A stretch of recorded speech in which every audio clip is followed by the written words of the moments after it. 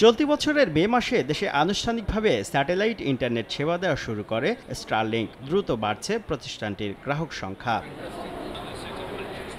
মানসম্মত গ্রাহক সেবা নিশ্চিত করতে কালিয়াকৈরের হাইটেক পার্কে এই দুটি এবং রাজশাহী ও যশোরে একটি করে মোট 4টি গ্রাউন্ড স্টেশন স্থাপন করেছে স্টারলিংক। প্রতিষ্ঠানটি এখন চায় বাংলাদেশের গেটওয়ে ব্যবহার করে পার্শ্ববর্তী দেশে ইন্টারনেট সেবা দিতে।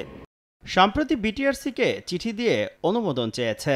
খাত সংশ্লিষ্টরা বলছেন, বর্তমানে ভুটানের গ্রাহকদের সিঙ্গাপুরের গ্রাউন্ড স্টেশনের মাধ্যমে ইন্টারনেট সেবা দিচ্ছে স্টারলিংক, যা ব্যয়বহুল আবার লেটেন্সি অনেক বেশি। চিঠিতে সামিট, ফাইবার অ্যাট হোম ও বাংলাদেশ সাবমেরিন কেবল কোম্পানি থেকে আইপিএলসি এবং আনফিল্টার্ড আইপি ব্যান্ডউইথ কিনে বাংলাদেশের গেটওয়ে থেকে সিঙ্গাপুর ও ওমান পপে ডাটা পরিবহন করার অনুমতি চায় প্রতিষ্ঠানটি। বিদেশি গ্রাহকদের জন্য যে আন্তর্জাতিক লিঙ্কটি যাবে, স্টারলিংক চায় সেখানে সরকার কোনো ফিল্টার বা ব্লক করবে না। তবে বাংলাদেশি ব্যবহারকারীদের ইন্টারনেট সেবা স্থানীয় আইআইজি হয়ে যাবে এবং আইন অনুযায়ী সব ধরনের নিরাপত্তা, ফিল্টারিং ও কন্টেন্ট ব্লকিং মানা হবে।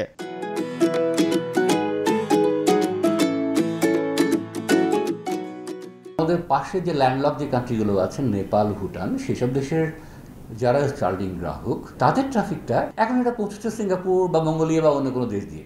এই ব্যবসাটা পাচ্ছে সিঙ্গাপুর বা মঙ্গোলিয়া। স্টারলিংক আমাদেরকে সুযোগ তৈরি করে দিয়েছে সে ট্রানজিট ব্যবসার ভেতরে ঢোকার। নেপাল, ভুটানের ইউজাররা ইন্টারনেটে কী ব্যবহার করে না করে, সেটা যদি বাংলাদেশ নজরদারি করতে চায় তাহলে এই ব্যবসা কখনো হবে না। বিটিআরসি বলছে, এনজিএসও গাইডলাইন পর্যালোচনা এবং দেশের স্বার্থ বিবেচনায় সিদ্ধান্ত নেওয়া হবে।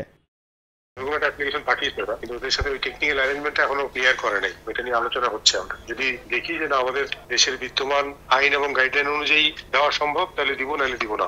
সংশ্লিষ্টরা বলছেন, এক দেশের ট্রাফিক যখন অন্য কোনো দেশের মধ্য দিয়ে ভিন্ন কোনো দেশে যায়, তা সাধারণত মধ্যবর্তী দেশের ফিল্টারিংয়ের আওতায় থাকে না। বর্তমানে বাংলাদেশের সকল ইন্টারনেট ট্রাফিক সিঙ্গাপুর কিংবা ভারতের মধ্য দিয়ে যায়, যা ওই সকল দেশের ফিল্টারিংয়ের আওতার বাইরে রয়েছে।